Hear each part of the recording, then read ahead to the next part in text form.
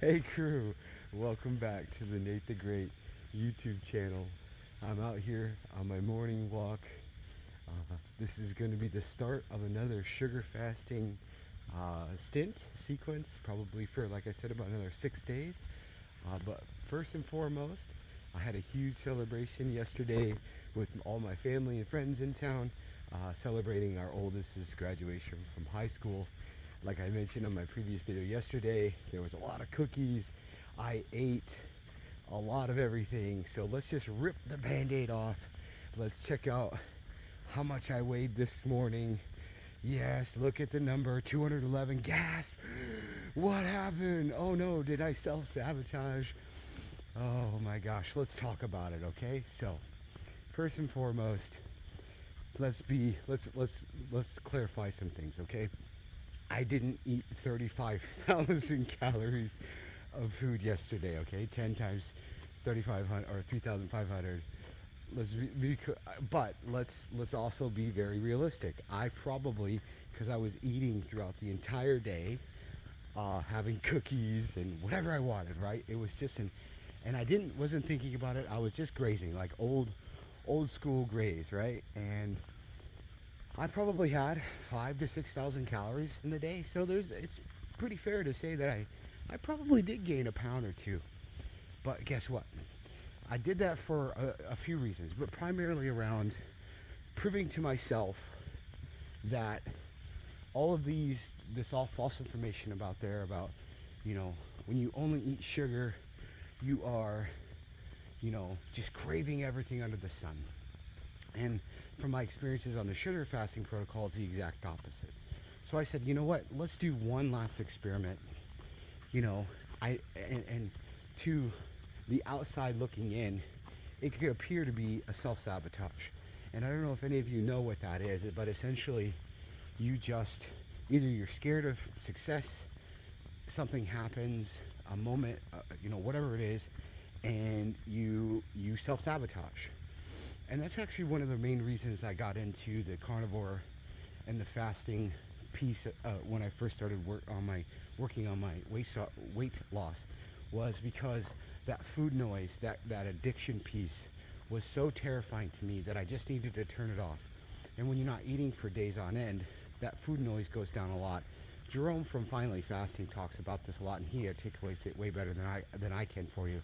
But ultimately, that constant thinking about what you're going to eat next and what you need to do and what your calories are and all that thing, it can become very, very overwhelming. So I didn't self-sabotage. I planned this, and I've been talking about this for days and days. This is, like I said, I did 3 days of a hybrid sugar diet where I would do a sugar bomb in the morning. If I was feeling hungry in the evening or at lunchtime, I'd have another sugar bomb, and then I did whatever I wanted to with the evening with the family and friends. So the first night we went out for Greek. I had a lot of protein. I gained 3 or 4 pounds from there. I inadvertently did a full day of sugar fasting. Again, wasn't planned, but due to just the timing of everything, I went down to that 201 like I said I weighed in yesterday. And then that same day when I weighed in, that's the day yesterday that I had all the goodies. And oh my gosh, I jumped on the scale this morning and I let out an audible laugh. Now I wake up pretty early, about 5:30, and I jump on the scale right after I go to the bathroom, and because I like keeping myself accountable, so hopefully I didn't wake anybody up in the house, but I audibly laughed. And there will be a time, okay, and I want to make sure this is pointed out here. There was a time where if I saw an increase on the scale, overall weight gain on the scale, after I had water fasted for days, where I was like super strict carnivore for weeks, right? That would put me in a really negative headspace and just make me feel so demoralized and just like, why am I doing this? I'm miserable the whole time as I'm slamming my 3rd cup of coffee at 9 in the morning, because without caffeine just constantly being thrown into my face, I had absolutely zero energy. My legs always felt so heavy. It was a sad point, moment in my life. And so when I jumped on the scale this morning and I saw that number, I was like, oh my gosh, this is This is a lot more than I was expecting. I was thinking like 5, maybe 7 pounds of transient water weight, but this is just a lot more than I was thinking. But I laughed, and it wasn't like laugh of like uncomfortableness. It was laugh like, I know I'm going to be doing 6 days of a sugar fast, and so you're going to watch that weight just roll back off, and it's going to be super fun. And that's kind of why I did it as well. So there was actually 2 parts. One, I didn't want to overthink it. It was a planned day where I was going to have a feast, right? And then I knew that I was going to be doing the fasting afterwards. So during my carnivore days, that would have been a binge. That would have been a failure. I would have woken up this morning for the next 2 or 3 days. I would have been depressed. I would have been just absolutely down on myself. And there's a good chance that I would have continued, but I would have just been hiding it. I would have been going for all the junk food and just grabbing it and running it and squirreling it and then eating it, because I was just, you know, when you're having a moment of weakness, the thing that you're going to go for more times than not is not going to be it's not going to be meats. It's not going to be lean chicken. It's going to be, you know, Rice Krispie bars and the sugar, you know, fat combination stuff, all the yummy good stuff. So yeah, that's point number 1 for me. But I don't want to make this video too long, primarily because my yesterday's video was really long. But I just really wanted to point that out, that you'll see here coming up, and I'll be again loading up the thumbnails with day 1, day 2, day 3 of sugar fasting, and you'll see it come rolling back off. I'm out here doing my zoom through the forest. I had a sugar bomb this morning. I had no cravings. I saw all the cookies because there's some leftover stuff still. But, you know, that's just how it works. We wanted to make sure everybody had enough yummies to go around. So there's still a lot of junk food laying around, and I just don't want it. Why? Because I'm like, yeah, I did that yesterday. I'm good. And that feeling is so empowering to me. I can't express enough how liberating it is to just see the junk food, something that I had been grazing and enjoying all day yesterday.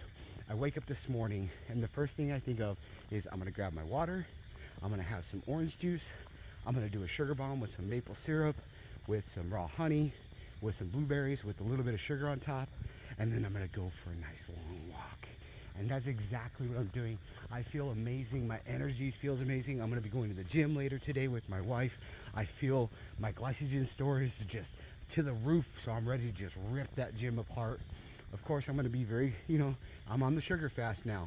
This is day 1, so again, be very cautious. Don't overdo it. Don't tear it. So I'm going to be focused on just body movements, body weight stuff, doing a few pieces of equipment, some dumbbells, and not really going crazy with the weights, but just primarily working everything the way I want. And then going from there throughout the day. If I'm hungry during lunch, which more likely I am, because after the gym I do get hungry, I'll have a sugar bomb. And then for the evening, another sugar bomb. And I'm not going to restrict my calories. I'm just going to listen to my body. If I just happen to eat lower calories, fine. If I eat higher calories, fine. And then we'll just keep watching the weight and see what happens. So anyways, I just wanted to do a quick update here and give everybody, you know, rip off the sticker, the shock of gaining 10 pounds. Again, most of it's transient water weight. Some of it's real because I did indulge. But at the end of the day, I have a plan. My mindset's right. I didn't self-sabotage. And I'm out here enjoying what I love to do the most, which is just walking and talking and enjoying the moment of serenity to myself and being accountable, and also doing that non-negotiable. This is it. So I hope everybody has a great day. Make sure to be kind to yourself. Make sure to try to do something nice for somebody else, even if it's just hold a door or give them a compliment or just give them a high five, even if it's just some random person.